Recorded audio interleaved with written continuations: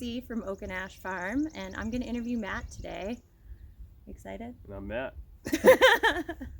It's Easter morning. The twins are down for a nap, so we figured we'd take this opportunity, beautiful morning, come out and do a little walk and talk about what we got going on up here. Yep.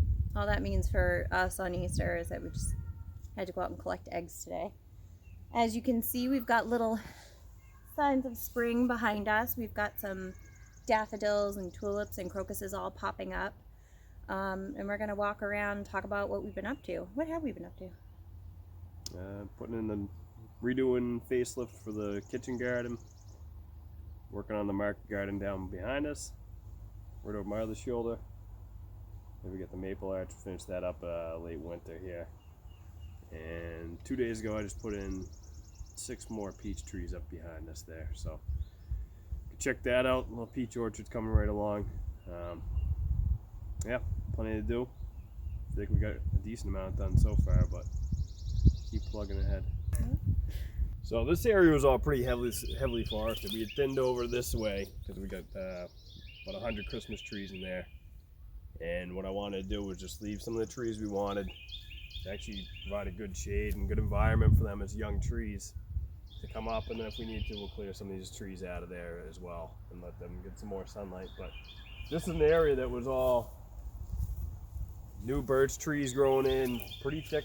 When you look back at pictures of it, I didn't realize how thick it was now, but we realized this is probably the best sunlight we get on the property. We're here on the north slope, but this actually has this is the north side, west is that way, so we get real nice sun throughout midday to all the way to the evening to sunset. We decided this is probably the best candidate for what would be a market garden. So this area we cleared is I still got some more trees to cut. Kind of gotta get the chainsaw mill out and process some of these before I drop any more trees, but we're getting there. Done a lot of chipping. This area will be about a 1/10 of an acre, this initial plot. And it's real flat land as far as too. We're on a whole hillside, almost a mountainside here, but this is a nice flat plot, so this will be plot 1. We're gonna put a garden shed in the back with a covered composting area. Since we're doing no dig, we're gonna have huge needs for fresh compost and what we can produce ourselves, so we need a station set up for that. So we're probably gonna have like four bays on the back of this garden shed I'm gonna make.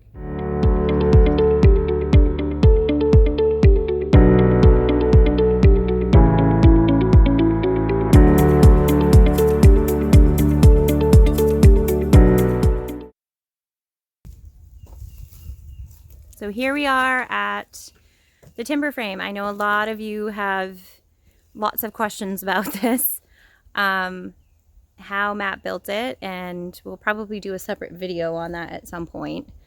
But here it is in all its glory. It's a bit of a mess around it. We need to pour some flooring for it. What are we doing for that, Matt?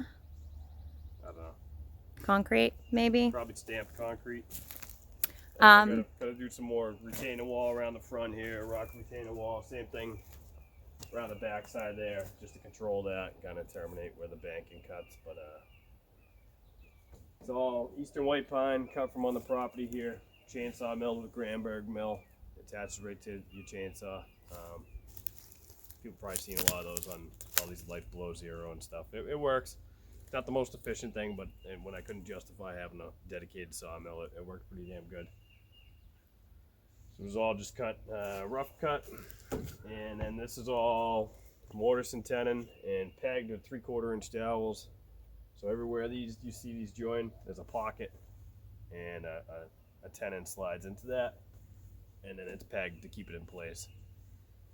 So actually really strong joinery, and these cross braces are mortise and tenon as well, so you have connections in all these spots, and when it all comes together, you don't even need these pegs. I could knock these pegs out and this thing will stand. Ain't that the truth?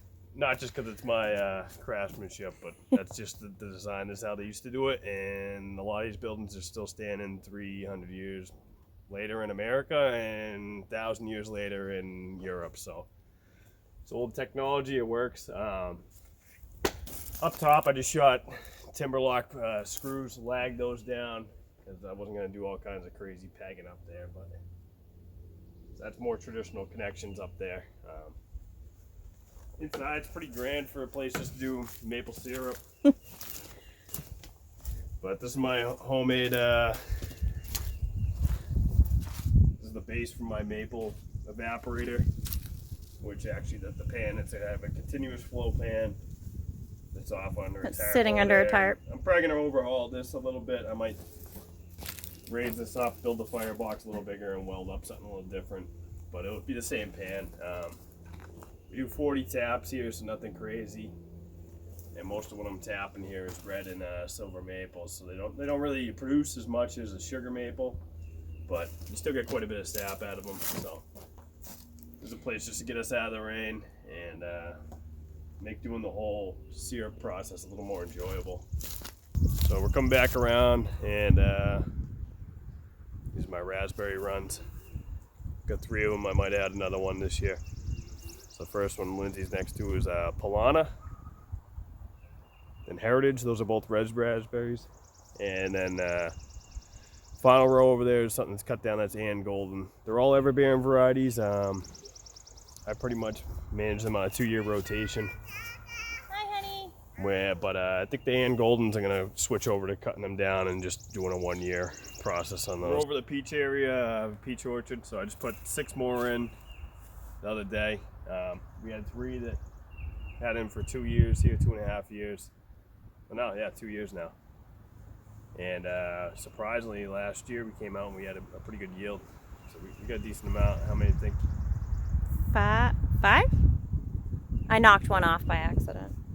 Yeah, so I was actually surprised. No, we had more than 5. We had a couple different ones we harvested. But yeah, so this year will actually be interesting to see what we get out of them. I wasn't expecting to get any peaches last year. So their the varieties are Red Haven, Reliance, Contender, and then up back I'm trying a new variety I found from Cummins Nursery, or a Veteran. So I haven't tried those yet, but something new. We'll see how those do here. And then the plan would be, when I do clear up the edge of this area is kind of a mess in my yard here. Compost, brush piles, dumping ground, rock piles, but we're gonna plan to we'll do a border wall up the edge. I already started, probably got like 120 feet. We're at the stone wall on the edge there. Continue that up to connect to, actually there's an old farm stone wall that's up back, that's the property line, so I want to connect that through, make a real border with just all my junk rocks. Hack these down, and then we'll put another continuous row of peaches in here, kind of, so this will work its way, peaches all the way down to the raspberries. And then in front of the raspberries will be all market garden, hopefully moving ahead, plot 1, plot 2, and then we can always put a plot 3 down behind 1 and 2. That'll get us all that nice sun exposure that we were talking about earlier. So now we're over at the kitchen garden, which we're big history buffs, and we spend a lot of time at Old Sturbridge Village, and we've studied a lot of how people used to feed themselves. And it's always nice to have a separate garden just for yourselves. So the market garden will be down front, but this is really our kitchen garden. I have a kitchen herb garden up front that I'm constantly trying to find what works really well there. I've been growing herbs since I was a little kid and gardening since I was a little kid. So this is kind of second hat to me, although this new no-dig method is definitely new to me, and it's something I'm really, really excited about.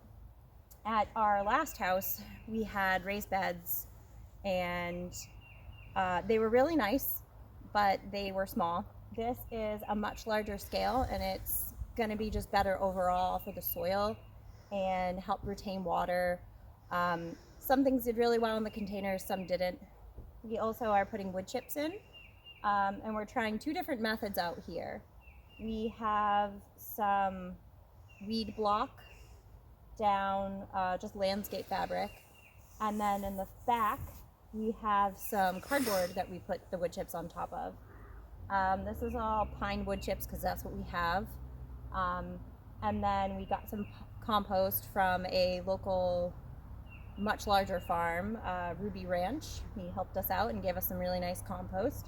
So we're going to tarp this. It did have some weeds last year. last year I got excited and planted a bunch of seeds, and we didn't really have anywhere to plant them, so Matt had to come out and create some beds. So we actually worked mostly with our existing beds, expanded it a tiny bit, but this is really the layout. We just improved the whole thing. And as you can see, we have this beautiful split rail fence around the whole property now. We will do a separate video on that. We took some videos of us charring the bottoms to help prevent against rot and insects and such. But it's really just to keep some structure to it. It looks nice when I'm looking out the window at the garden. I can look out here and it looks much neater. And then we have some beach plums coming in, which has been my mission to get on this property for a really long time. I love beach plums. I feel like they're an underappreciated fruit. And they will be going in along the back edge, and it will help create another border along the back, and it'll give a nice transition into what will be the extension of our apple orchard. So just talking about the split rail fence, this is all red oak. Just some trees that I wanted to remove from here. It's, you know, there's probably better choices for this. Black walnut, maybe even locust or something that's more, but we don't have any of those here. So using what I had, and these trees I wanted to wipe out of different spots around here. Some of them were just crooked and curvy, and I don't want them to grow it into anything other than firewood. So they worked actually good for this gnarly split rail fence. So just found these trees, and then split them in half with the axe, and then a wedge and a sledge, and then I just bored a couple holes in here with spade bit and started these, and then I just chiseled out, axed and chiseled out the holes here. And then all these rails were same thing, split with an axe, and then wedge and the sledge, which sounds like a lot of work, but it goes pretty quick actually. Once you get it down, it goes pretty quick. The worst part of this was debarking everything. Obviously leave the bark on, and then the bugs will just have a home behind it. So you had to debark everything, and that was really the worst part of this, was debarking with the draw knife. We ended up taking the bottom, everything that was going to be in ground contact, charred it just over a brush fire. Hung those over there, got a good char on everything. You can see some of it, but most of it's down below the ground line. And now hopefully just prolong the life of this thing. So I don't know if I get a dozen or 15 years out of this before I got to replace it. That's cool. I mean, like I said, these are trees I really didn't care to have in the spots they were anyway, and really it didn't take me that long, so I'm cool with that. If I got to replace this in 15 years and take 2 days to do it again, like that's not a big deal to me. It's all sustainable, and I know that I can get rid of this stuff on the site without really interrupting anything. We might have to snip that. We're going to edit some of this stuff.